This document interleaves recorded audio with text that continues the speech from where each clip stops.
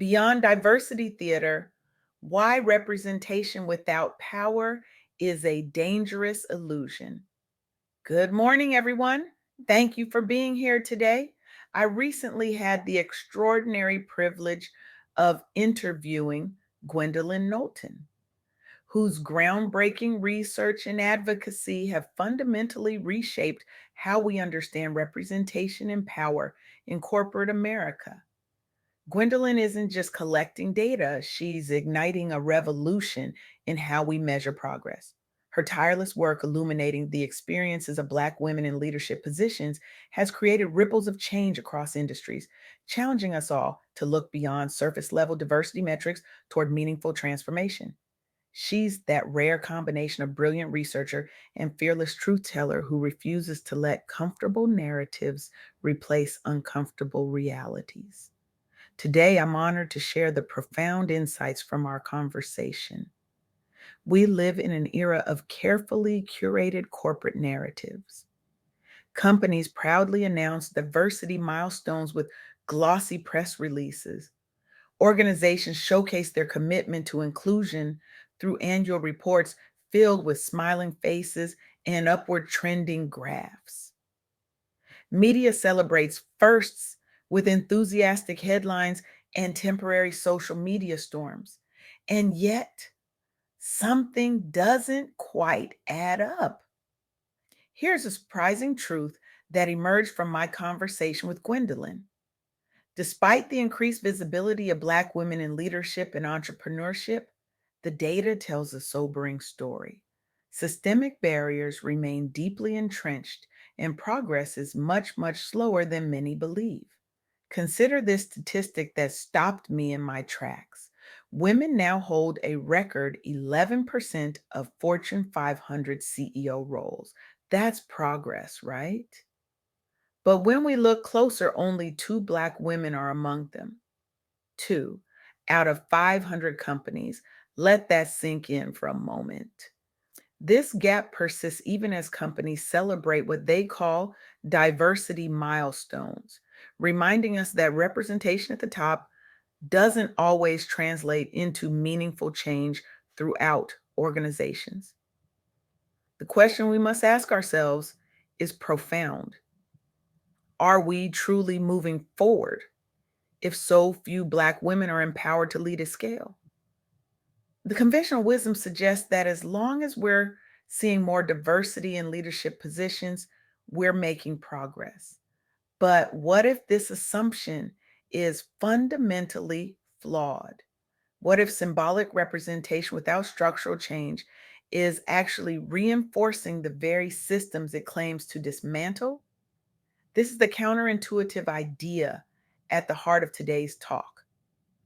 More representation without corresponding power redistribution doesn't solve the problem.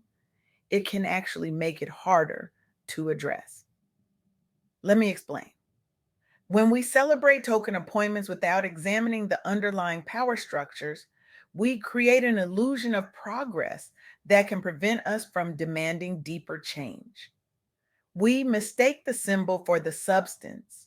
We confuse a seat at the table with having an equal voice at that table. We applaud the invitation to the room without questioning who owns the building. Through my conversation with Gwendolyn, three critical insights emerged that challenge our conventional understanding of progress. First, representation alone isn't enough. True advancement requires more than symbolic appointments. It demands structural changes that create real pathways for Black professionals and entrepreneurs to thrive at every level.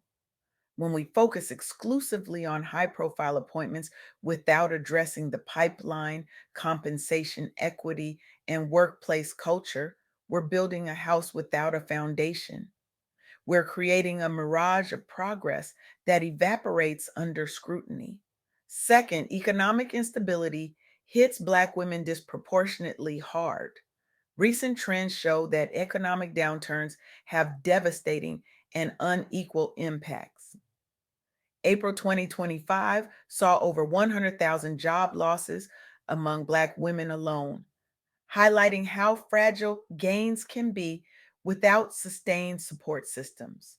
This reveals how progress that seems solid can evaporate when economic winds shift.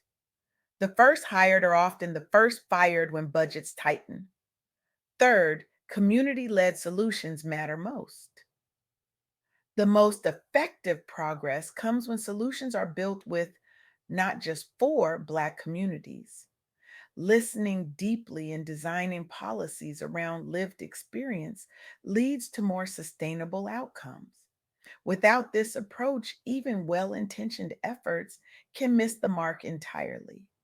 To understand these dynamics more concretely, let's examine the experiences of two remarkable leaders who exemplify both the possibilities and persistent challenges in this space. Thasunda Brown Duckett became one of only two Black women CEOs on the Fortune 500 in 2025 as the leader of Taye. Her journey illuminates both extraordinary achievement and the systemic hurdles that make such achievement rare. As she rose through financial services, a sector historically lacking diversity at senior levels, she faced consistent underrepresentation and often found herself the only one in the room. Rather than simply accepting this reality, Duckett actively advocated for internal promotion pipelines and mentorship programs focused on diverse talent development within her organizations. Her leadership helped TIAA strengthen its commitment to equity across all ranks, and she serves as an industry role model for aspiring leaders. What makes Duckett's story particularly powerful is how she's leveraged her position. She's led strategic initiatives boosting financial literacy in underserved communities and set new benchmarks for inclusive hiring practices. Her presence inspires ongoing conversations about what true executive inclusion looks like and why it matters far beyond optics. Similarly, Tony Townes Whitley took the helm at Science Applications International Corp amid rising calls for equitable tech sector leadership. She navigated a male dominated technology landscape where Black female executives were nearly invisible at C suite tables. Rather than simply occupying the role, she championed supplier diversity programs and invested heavily in STEM education pipelines, targeting young girls from marginalized backgrounds. The results speak volumes. SAIC reported measurable increases in workforce diversity under her stewardship, and several new partnerships with historically Black colleges and universities were established during her tenure. Recognized nationally for integrating social responsibility into core business strategy while achieving record company growth metrics, Towns Whitley helped shift industry norms regarding who gets access and opportunity in high growth tech sectors. These individual success stories are inspiring. They matter. They create possibility models for others, but they also highlight the exception rather than the rule, and that's precisely the problem. The structural nature of these challenges becomes even clearer when we look beyond individual experiences to collective data. In spring 2025, polling showed that over 88% of Black women voters expressed deep dissatisfaction with current economic conditions. They reported facing declining wages versus cost of living increases, rollbacks on workplace rights, and healthcare concerns, all exacerbated by lack of policy input from those most affected. In response, we've seen grassroots organizing focus on bold policy advocacy rooted in lived experience, mobilizing community voices demanding sustainable reforms rather than short term fixes. This collective action has elevated national attention around issues uniquely impacting Black professional families and inspired legislative proposals addressing wage gaps and educational equity. This grassroots movement represents years of civic engagement despite repeated marginalization, from civil rights era activism through modern day electoral coalitions. It has established new blueprints for coalition building across industries, the very definition of building futures rooted in care. What these examples reveal is a fundamental truth. The most meaningful progress doesn't come from isolated appointments at the top. It comes from sustained structural change that addresses root causes rather than symptoms. This brings us to a profound realization that Gwendolyn Knowlton emphasized in our conversation. We've been measuring progress with the wrong metrics. We count faces in rooms without examining whether those faces have equal voice, equal pay, equal opportunity, and equal power to effect change. The illusion of progress is seductive precisely because it allows those with power to feel good about incremental change without surrendering any meaningful control. It creates a comfortable narrative that things are getting better while fundamental power dynamics remain untouched. True progress requires more than diversity theater. It demands equity in decision making authority, resource allocation, promotion pathways, and compensation. It requires organizations to examine not just who sits at the table, but who sets the agenda, who controls the budget, and whose perspectives shape strategy. This isn't just about fairness, though that would be reason enough. It's about effectiveness. Research consistently shows that organizations with diverse leadership teams make better decisions, innovate more effectively, and achieve stronger financial results. When we limit leadership opportunities for Black women, we don't just harm individuals, we hamstring our collective potential. So, where do we go from here? How do we move beyond the illusion of progress toward authentic transformation? First, we must change how we measure success. Rather than celebrating symbolic appointments, we should track equity across all levels of organizations, from entry level positions to the C suite. We should examine pay gaps, promotion rates, retention statistics, and decision making authority. Second, we must address pipeline issues by investing in education, mentorship, and sponsorship programs that create pathways for Black women at every career stage. This means starting early with STEM education for girls and continuing through executive development programs.